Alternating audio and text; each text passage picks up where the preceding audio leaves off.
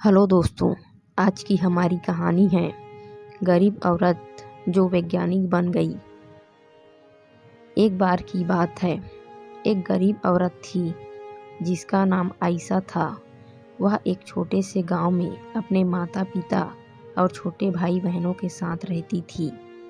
उसके पिता एक किसान थे, लेकिन खेत बहुत उपजाऊ नहीं था और वे अक्सर किसी तरह का गुजारा करते थे।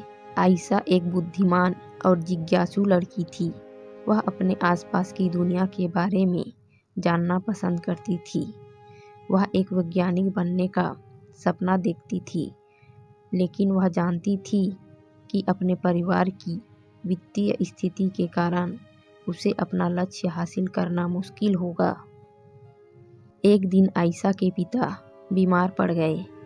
वह काम करने में असमर्थ थे और परिवार की आय और भी कम हो गई। आयशा को अपने परिवार की मदद करने के लिए स्कूल छोड़ना पड़ा। आयशा ने अपने परिवार का समर्थन करने के लिए कड़ी मेहनत की। उसने घरों की सफाई और खेतों में काम करने जैसे अजीब अजीब काम किए। उसने स्थानीय बाजार में सब्जियां बेचना भी शुरू किया।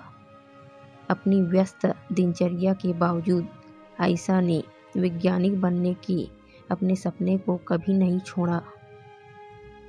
वह देर रात तक पढ़ाई करती थी और स्थानीय पुस्तकालय से किताबें उधार लेती थी। उसने घर पर भी अपने स्वयं के प्रयोग करना शुरू कर दिया। कई सालों की कड़ी मेहनत और दृढ़ संकल्प के बाद आयशा ने आखिरकार अपने सपने को हासिल कर लिया। वह विश्वविद्यालय में दाखिला लिया और वैज्ञानिक बन गई। उन्होंने विज्ञान के क्षेत्र में महत्वपूर्ण योगदान दिया। इस कहानी की सीख। आयशा की कहानी हम सभी के लिए एक प्रेरणा है।